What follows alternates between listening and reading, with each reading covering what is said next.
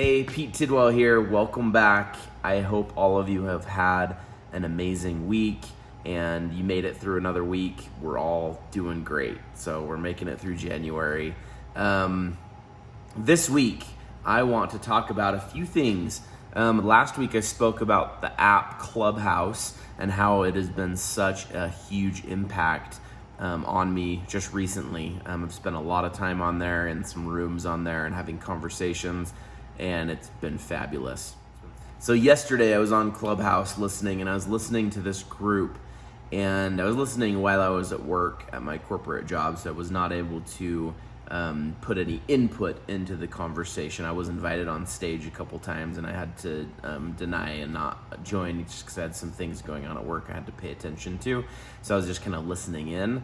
But I had some things to share, and so I'm going to share some of those on this video today because they've been on my mind since I was listening to that yesterday.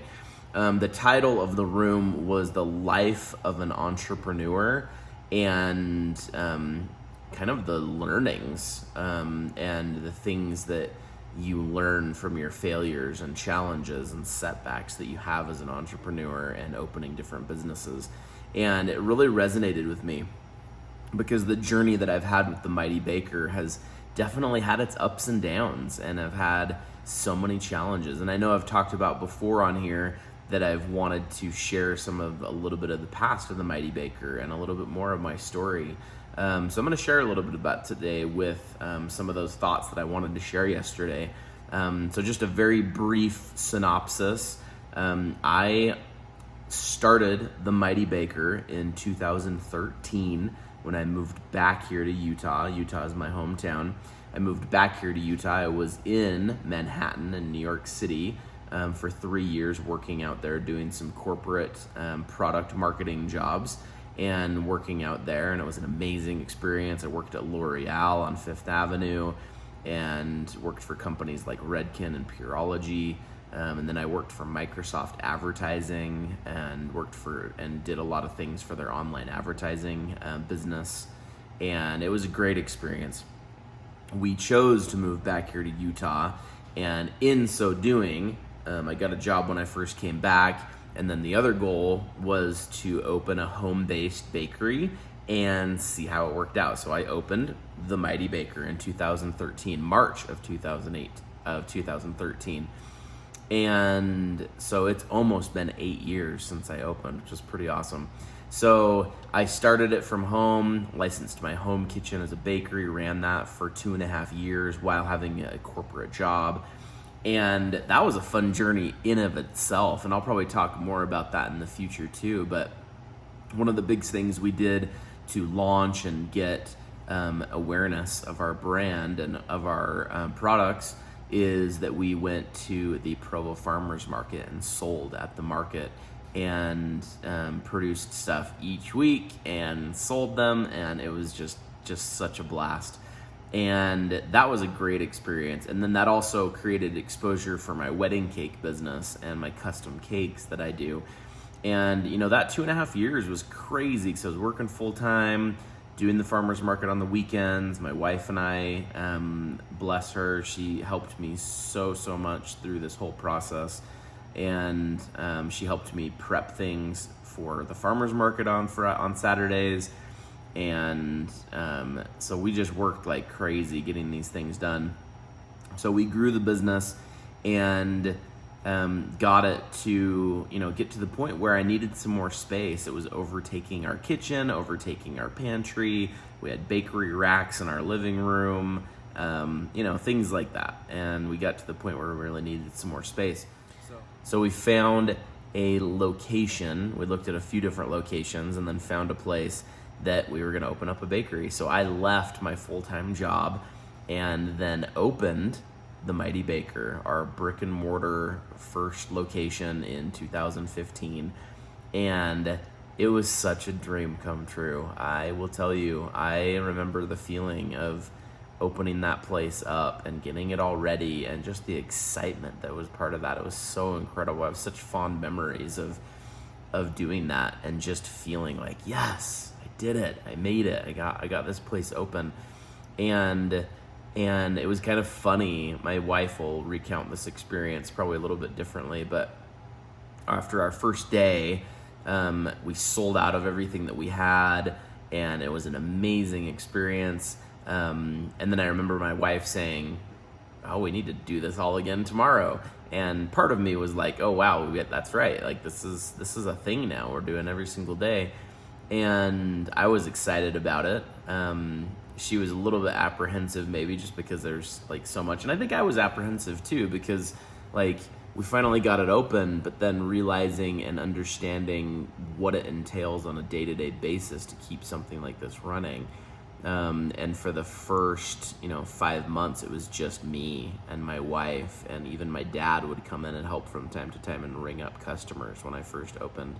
And it was kind of a team effort to get that place open, and a lot of sacrifice, a lot of crazy hours. So once 2016 hit, I actually started hiring employees, which was awesome, and started kind of training people and getting people to help me there. And the first, I won't talk too many details other than, in the first year of business, I went on the Food Network twice on Cake Wars, and it went amazing. And our first year in business was great. 2016 was amazing. And then 2017 was amazing. And we did some really amazing numbers in our business. And our best year, we grossed about $325,000 for the bake shop, which was amazing to be able to kind of hit that growth. The hard part is that with dessert-based businesses, you look at breaking down all your numbers. And I did some of this breakdown at the beginning, but this is a big learning that I had, is I should have analyzed over my pricing a little bit more. But the thing is that I opened, and then what happened is just to keep up with everything, I was working so much and just trying to do all the prep and coming up with new products. And I kind of got, mixed in that. And eventually, a couple years into it, we had, almost 30 recipes or 30 different desserts that we would do kind of on a rotating basis. But, every day we'd have at least 20 different desserts, different cookies and different cheesecakes and tarts and all sorts of things that we would do. And just looking at, that year that we grossed that much money, we looking at it like, yeah, great, 325,000, but you take into consideration all the expenses, all the labor, everything that goes into it. And, I learned that a few of my items I did not price properly. And it was a little bit hard because I priced more from a competitive basis in Utah County than I did from an actual cost perspective, which you do need to do. But at the same time, I had some products that I was making basically nothing on, and one of those was our Dutch stroopwafels. I know a lot of my customers ask me all the time, like, hey, why don't you do these anymore? And, that's the real reason. I made basically zero on selling those because it takes so much labor to actually produce them. And it's very hard to cut back on the time that it takes to actually produce that product. When we had the bake shop, it was incredible. I felt like I was on fire. I felt like everything was amazing. And, we hired different employees. I hired a full-time baker for about a year. And, I felt like things were going really well. And it's kind of, also a big learning too is, learning how to track your money and learning how to understand cash flow and how all those kind of things.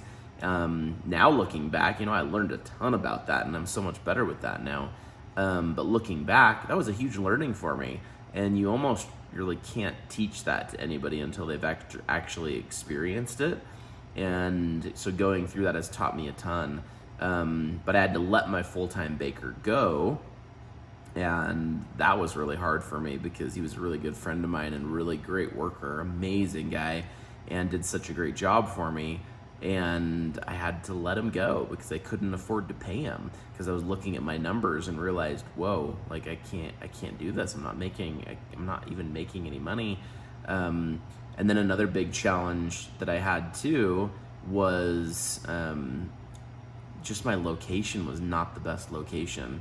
And I did decide to expand there into a bigger area, and which, raised my lease a little bit. Don't know if that was the right decision at the time. I thought it was, but looking back, I probably shouldn't have expanded as fast. Anyway, a reason I share this is because I've shared this with you before, is that in the end of 2018, I actually chose to close my brick and mortar shop down completely. Just shut it down. And some of those factors that I spoke about is kind of some of the reasons. And as I was listening to this Clubhouse yesterday, I was just thinking to myself, like, that question is like, what did I learn from that challenge and setback from having to close my bakery down? And some of my biggest, some of the things that I kind of feel like I could have done better is I feel like I grew too fast, so I should have slowed that down a little bit. I took on too much. I was working 80 to 100 hours a week, and that's probably the other biggest factor that I sometimes forget, but I need to remember that I was working 80 to 100 hours a week and couldn't get myself out of the business. And so those of you out there that are trying to start a food-based business, I have plenty of advice on this. Feel free to reach out to me. Plenty of advice on this, but make sure from the beginning you figure out a exit strategy, if you will, for yourself on how you're going to train others to do what you do. Because, you're going to have to work really hard on your business, but to do, 80 to 100 hours a week and sacrifice sleep, sacrifice time with your family, sacrifice health, there's only so long you can do that for before it actually catches up with you. So I was doing it for, some of the years previous to opening up my bake shop, but especially that 3 years from 2015 to 2018. I had back problems, I had hand issues, I had all sorts of things going on, shortage of sleep, and so it took a toll on my health. So that was one thing. That was one of the main reasons. Other reason too, I left my full-time job, and this was our way of income. And so I had money, I had salary kind of money that I would take from the business to help my family survive and pay for food and for mortgage and for living expenses, the things that you need. Nothing flashy, nothing crazy. And we would take that out. But what that did to my business is it made it so I didn't have as much money in my business to help grow it, to help do the necessary marketing and those kind of things. And I did some marketing, of course, but all in all, I think that was a big learning that I had. And that caused, some credit card debt, having to borrow money from my parents, having to do some other things that have not put my business in the best position that way. So I think that's another thing that I learned too. I also closed my bakery because our lease was almost up and the city had told us that they were going to take away the street parking on that road. And that was a big thing too. I'm like, well, if they take away street parking in the future, that's not cool. That's not going to help business. And so ultimately I closed in 2018 because I wanted to refocus and try and figure out what the next steps were for me. It was the hardest decision ever. Looking back, it was a dark time. I was not in the best state of mind. I was, feeling as though I failed. I had to sell off everything that I had in my business to try and pay for some bills. And it was a hard thing. It was really, really hard. But I think the biggest things that I want to, touch on really quick before we finish up is the biggest things that I learned is don't take money too early from your business.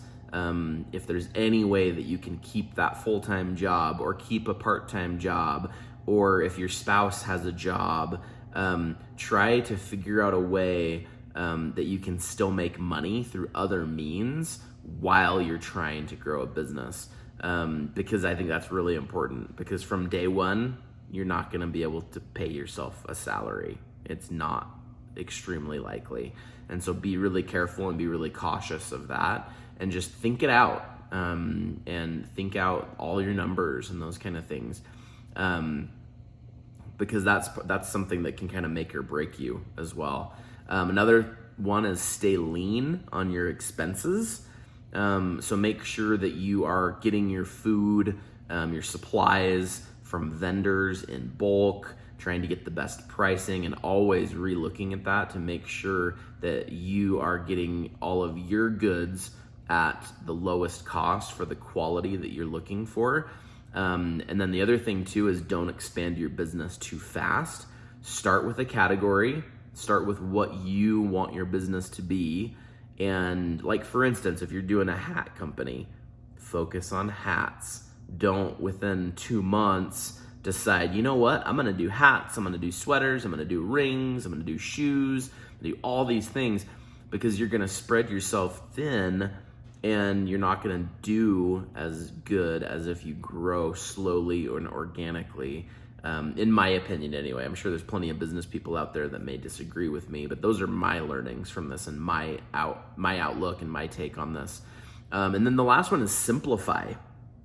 Really simplify your business plan and make sure that you are keeping the main thing, because that's something easy to do, especially if you have an entrepreneur mind, a creative mind that's always thinking of different things to do. That's kind of some of my, challenges, is that I'm always thinking about, oh, well, maybe we should do this, and maybe we should do this, and maybe we should do this. And so I keep adding on things. And sometimes that's a good thing, but most of the time it's just gonna spread you too thin on stuff.